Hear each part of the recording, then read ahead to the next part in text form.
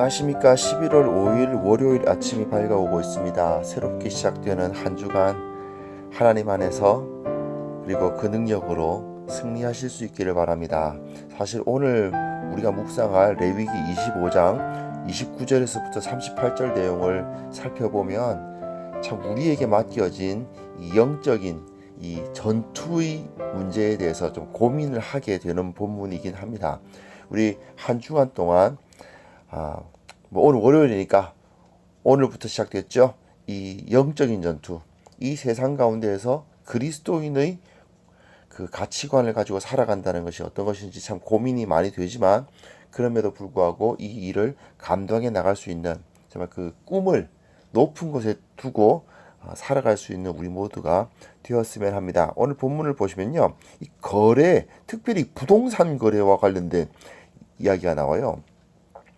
우리 생활하면서 무슨 거래를 안 하고 살 수가 없잖아요. 지금 정말 어디 가서 과자 하나를 사 먹어도 다 거래를 할 수밖에 없는데, 특히 요즘에는 이 부동산 거래에 대한 사람들의 관심이 굉장히 거의 극대화되어 있다고 할 수 있을 정도인 것 같습니다.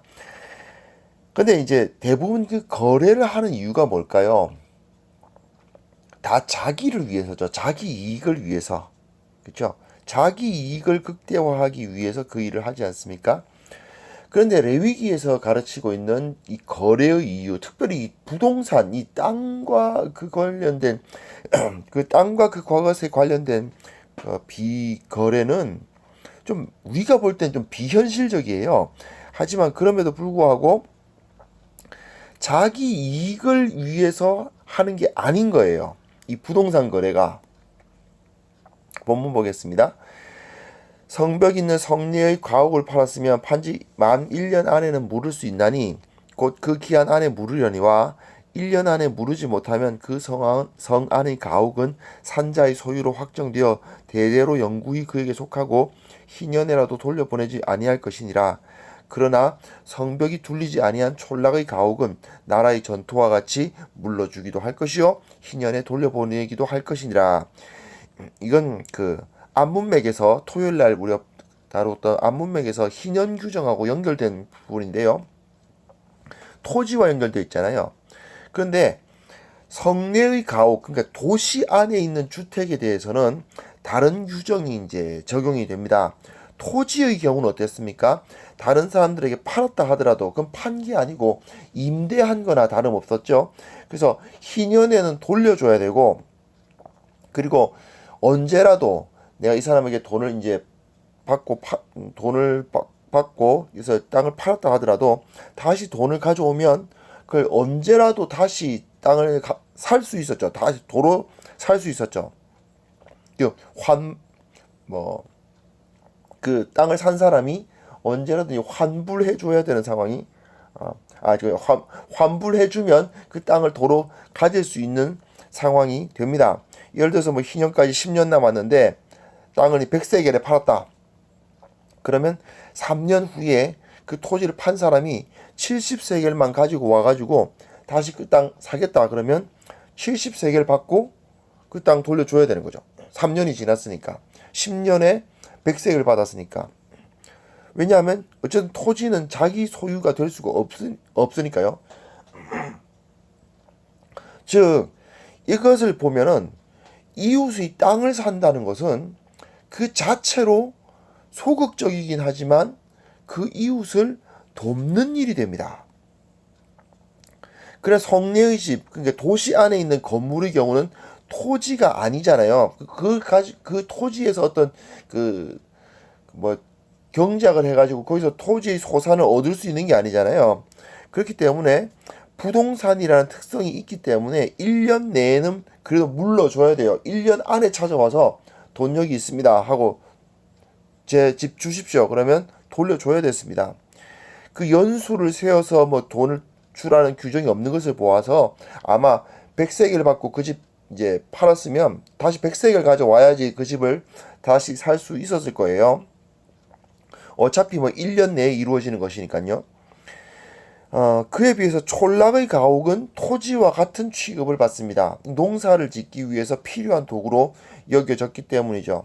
여하튼 농경과 목축이 생산의 전부였으니까 도시 안의 그 건물은 생산을 위한 도구가 아니죠. 그게 소비재입니다.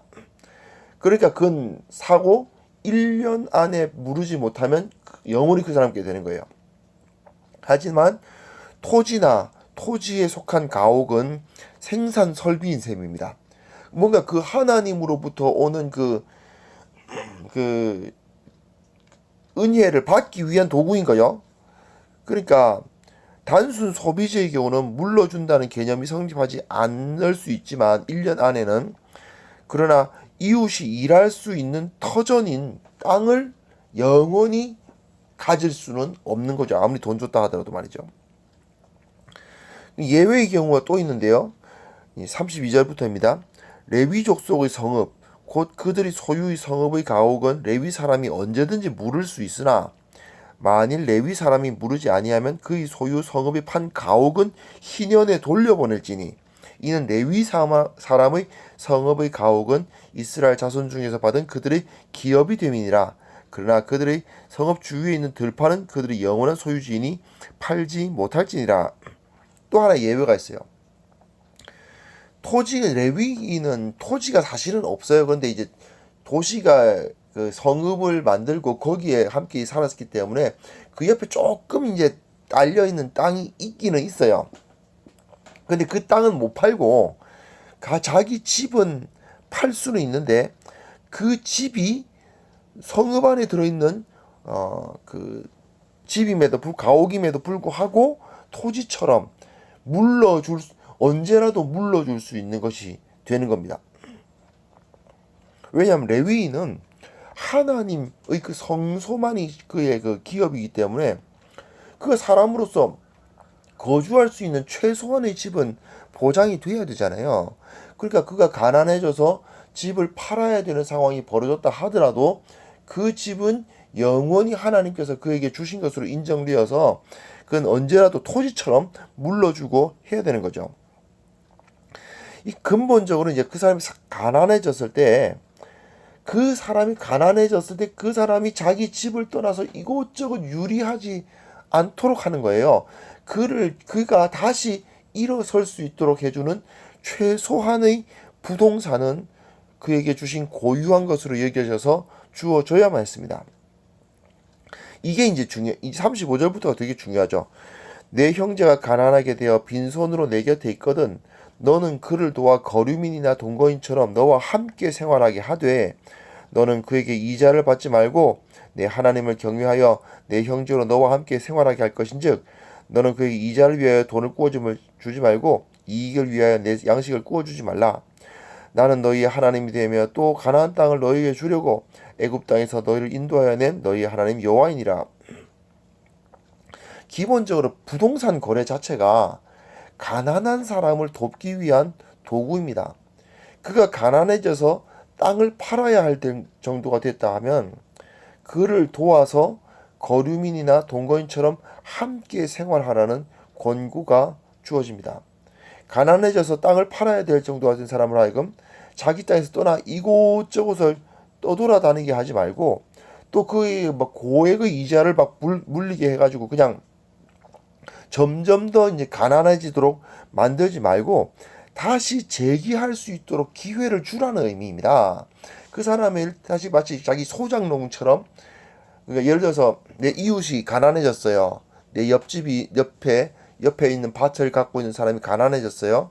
그 사람이 내가 너무 살 수가 없으니 내 땅을 사주라 하면 희년까지 10년 남았으니까 내가 100세겔을 사겠다고 100세겔을 주죠.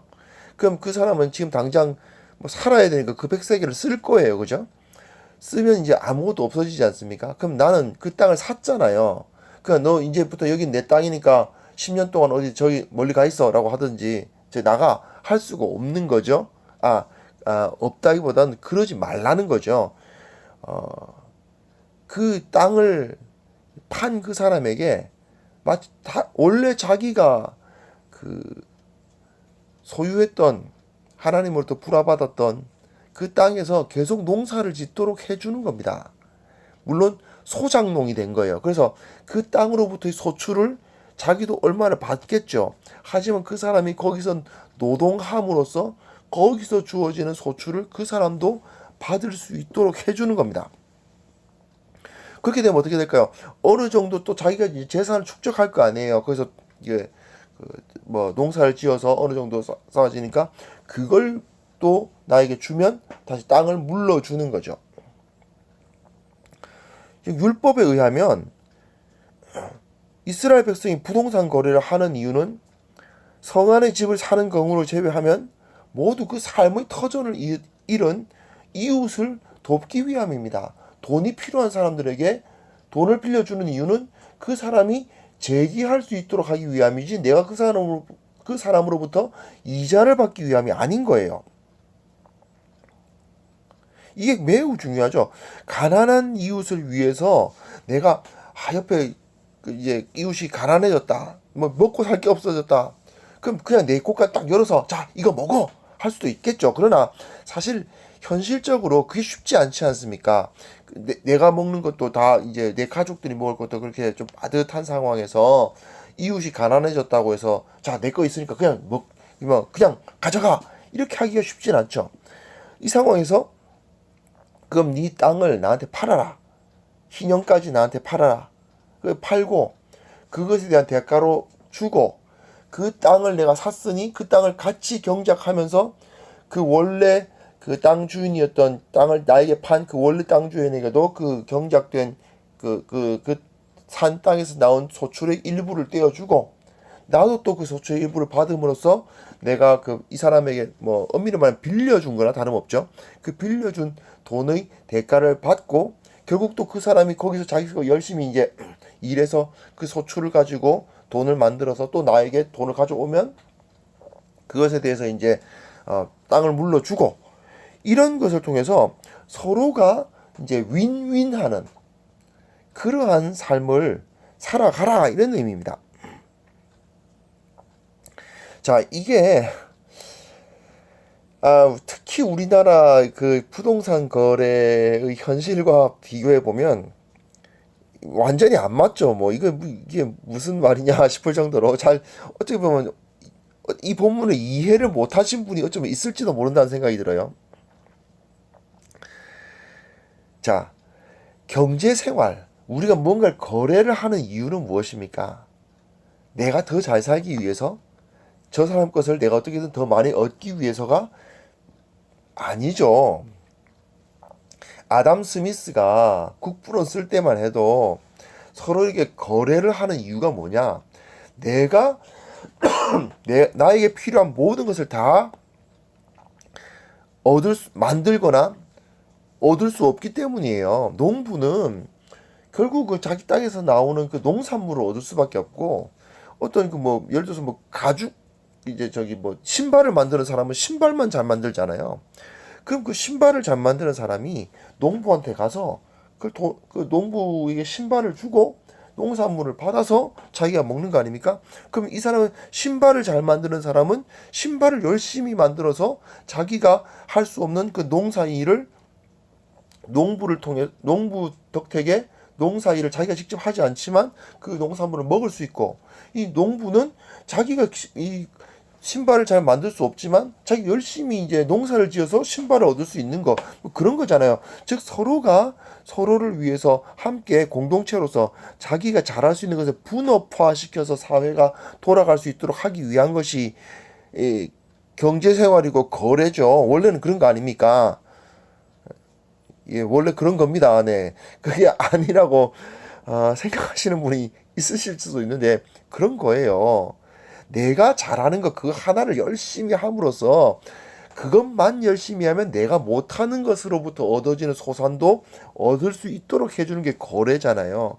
그런데 이것이 이웃과 함께 잘 살기 위함이 아니라 이웃의 것을 빼앗기 위한 도구로 지금 거래 이런 것이 전락해가고 있는 것을 우리는 보게 됩니다. 특별히 부동산 같은 경우 특히 그렇잖아요. 땀 흘려 일하지 않고도 큰 돈을 벌어들이기 위한 도구. 사실은 그것을 위해서 다른 사람들이 땀 흘려 일해야만 하는 상황이 벌어지죠. 이런 상황을 우리가 눈앞에 두고 있습니다.